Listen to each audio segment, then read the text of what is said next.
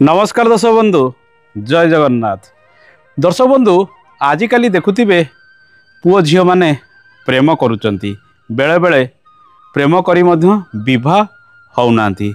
एमिति किछि अनेक जोग जन्म जातक देखा जाए। आपणकर जन्म जातक प्रेमर जोग अछि कि नाही, आपण प्रेम विवाह करिवे कि नाही, प्रेम विवाह पूर्व बेले बेले शारीरिक संपर्क मध्य वृद्धि होइथाए। पितामाता मध्य सतर्क रहिबा आवश्यक जदि एपरि जोग गुड़िक आपणकर पुओ किंबा झीओं जातक थिबो। से विषय आजिर छोटिया अध्यायटी। दर्शक बंधु प्रेम विषय विचार करिया हेले आमे किछिटा भाव को गुरुत्व दबा। मुख्यतः कन्या मानक जातक मंगल जदि प्रभावित होइथिबो गोटे व्यक्ति प्रेम करि पारे किंबा शारीरिक संपर्क आड़क मध्य जाई पारे। सेहि भली पुरुष मानकर शुक्र जदि प्रभावित होइथिबो से व्यक्ति प्रेम करि पारे बा शारीरिक संपर्क आड़क मध्य जाई पारे। से विषय आगो को आलोचना आमे करिबा। दर्शक बंधु जन्म जातकर तृतीय भाव जोगाजोग कम्युनिकेशन आपणकर साहस। तार्थ तृतीय भाव आपन को यह दर्शाइबो जे आपन पाखरे सेतिकी सत्साहस रहिछि आपन जण को प्रपोज करि परिबे बा निजर मन कथा कहि परिबे। पंचम भाव आपणकर भल पाइबा, आपणकर अन्य जनक प्रति आकर्षण, आपण अन्य जन को किपरि भल पाइबे, आपणकर इच्छा कौन आग्रह रहिछि पंचम भाव दर्शाई थाए। सप्तम भाव आपणकर पार्टनर, आपणकर जीवन साथी हो बा आपणकर लव पार्टनर हो, जेकोसी पार्टनर हो बा व्यवसाय वाणिज्यर पार्टनर मध्य होइथाउ। नवम भाव पंचमर पंचम भाव नियम अनुसार नवम भावर मध्य गुरुत्वपूर्ण भूमिका रही प्रेम दिगरे। नवम भाव भाग्य भाव होइथिबारु ताहा मध्य प्रेम रे आपणकर भाग्य केते दूर रही सेतिरु मध्य विचार करा जाए। एकादश भाव होची आपणकर जन्मजातकर लाभ भाव बा आपण जहा को इच्छा कले ताको पाइबे कि नाही एकादश भाव रे विचार करा जाए। षष्ठ भाव लव अफेयर्स जना पड़े षष्ठ भाव मध्य। पंचम भावर द्वादश भाव बा व्यय भाव होची षष्ठ भाव।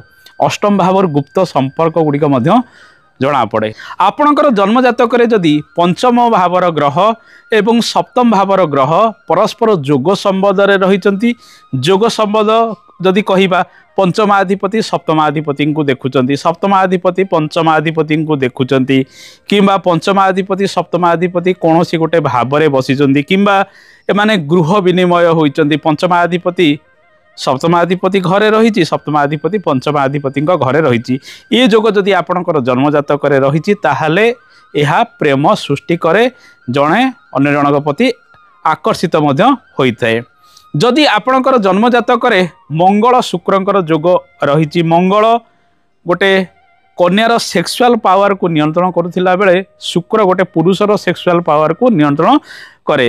ये दुईटी ग्रह परस्पर को आकर्षित सब करती चुंबक भली। तेणु आपणकर जन्म जातक जदि मंगल किंबा शुक्रंकर जोग किंबा ये दुई जनकर जोग संबंध जन्म जातकर लग्न सप्तम भाव किंबा पंचम भाव सप्तम भाव नवम भाव सहित रही थाए ताहले मध्य यह प्रेम उत्पन्न करि थाए। तृतीय पॉइंट जदि जन्म जातक आपणकर शुक्रंक प्रति राहुंकर जोग संबंध रही थाए ताहले मध्य प्रेम जोग गुड़िक सृष्टि होता है। सप्तम भाव को राहुंकर प्रभाव रही, आपणकर पंचम भाव को राहुंकर प्रभाव रही, यह मध्य इच्छा शक्ति जागृत कराए। किंतु मुख्यतः देखिए पंचमाधिपति सहित सप्तमाधिपति जोग संबंध जदि रही थाए ताहले प्रेम हबार संभावना अधिक बढ़ी थाए।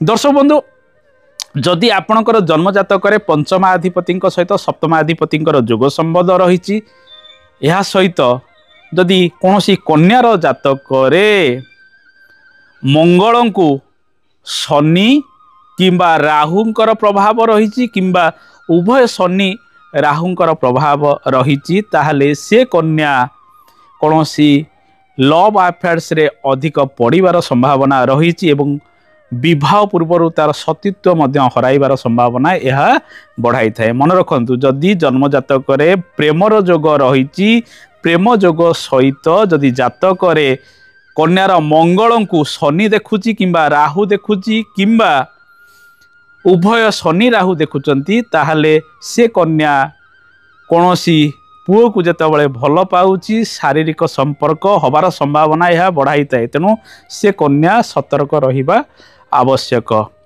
दर्शक बंधु एमिति आहुरी अनेक जोग रही जहाँकि प्रेम को नहीं जदि आपणकर जन्म जातक पंचमाधिपति अशुभ रही था पंचम भावर संबद सप्तम भाव सहित नाही ताले आपण प्रेम रे सफलता सहजरे हुए तो पाई न पारंती किंतु जन्म जातक जदि पंचमाधिपति सप्तमाधिपति जोग संबद रही था एवं लग्नाधिपति जदि